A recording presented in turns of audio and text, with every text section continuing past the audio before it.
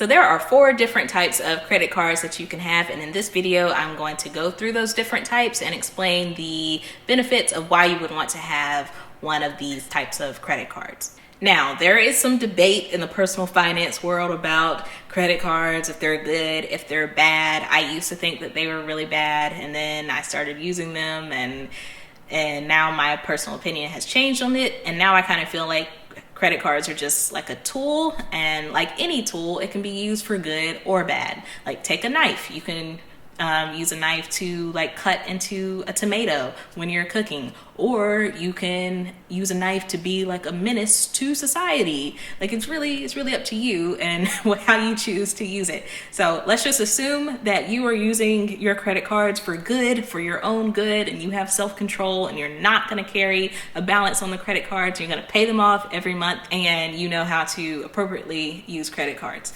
So we're going to make that assumption and go through the different types. But before we do that, make sure you are subscribed. I make videos every week and I talk about personal finance, budgeting, saving, paying off my debt, different things like that. So if anything like that interests you, make sure you're subscribed.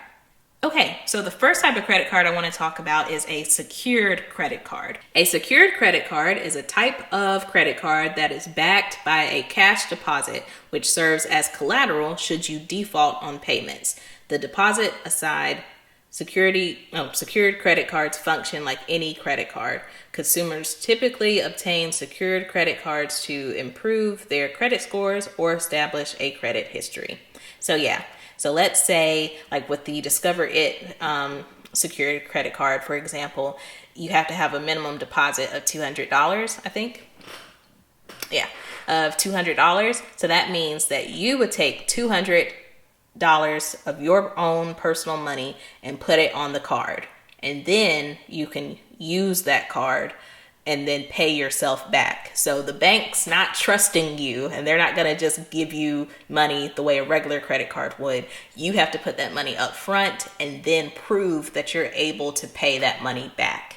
And then if you create like a good history with that credit card and you're able to actually pay yourself back, then maybe you can upgrade to a regular credit card, but you have to start at a secured card first.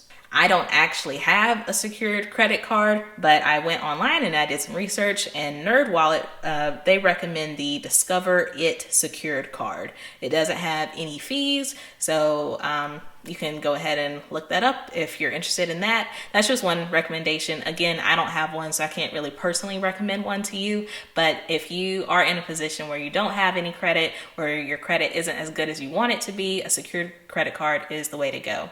The second type of credit card that I want to talk about is a cashback credit card. So this is my cashback card. I use the Citi Double Cash card. If you've seen my other videos, you guys have heard me talk about this a lot.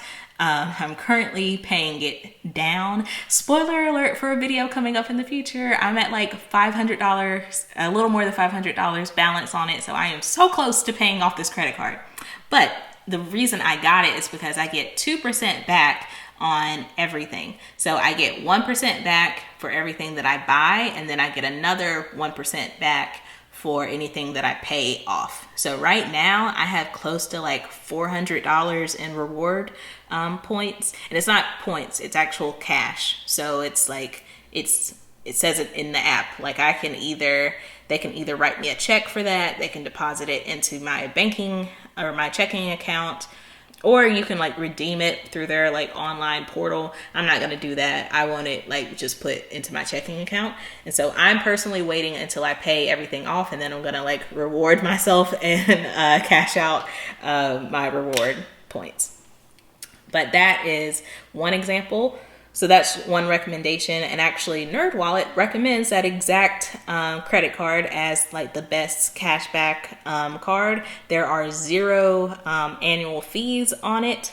So I've had it for multiple years at this point, like at least 3, I think, well, maybe closer to 4 at this point.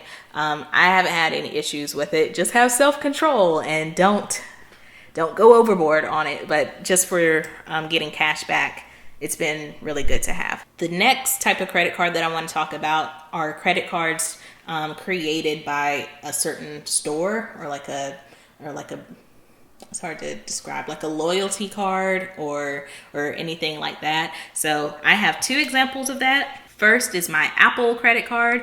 If you've heard me talk about it, or if you've been on this channel for a while, you've heard me talk about this. I am actively paying this down as well, but this is the Apple credit card. I do like it, I like the design of it. See? But it's cool because it's like it's metal. It's actually made out of metal, but it doesn't really matter what card you're using, but this is an example of one. So this is the Apple credit card, and one of the perks of having it is if you use anything at Apple, you get 3% cash back. So these type of credit cards, they are kind of like a loyalty thing where if you buy something from that store, then you get a discount or you get cash back. Another example that I have is, trying to cover up my information, but another example is the Target card, and this is actually a debit card, but they do have a credit card version of this, so I still wanted to include it. But I think with this you get 5% discount for everything that you buy. Also, if you buy anything online, you get free 2-day shipping. So if you do have one of these like loyalty cards or loyalty credit cards and you're using them at those stores, then you typically do get some type of discount or cash back. So whatever stores you know that you go to, or you know that you frequently shop there, then it may be worth it to look into if they do have some type of credit card. And you just have self-control and only use it for things that you can get a discount for. So one way I got myself in trouble with the Apple card, when I first got it, I wasn't just buying it for Apple products. Like, I was using it like a regular credit card, and I got into like $3,000 worth of debt, which is like crazy. And that was like really stupid because I should have only used it for Apple products. So I paid off that $3,000, and then my computer broke and I had to get a new computer, and I went to Apple again, and I ended up spending like more than $4,000 on Apple products. But all of it was at 0% interest because that was one of the things that they offered if you had the Apple card. So because I bought Apple products with the Apple card, everything was 0% interest. And I still have to pay that money back, which is like, but it's at 0% interest, which it wouldn't have been if I bought it on any other credit card. Last but not least is a travel credit card. So I haven't talked about it on the channel yet, but back in November, I signed up for a travel credit card. I got the American Express or Delta SkyMiles credit card.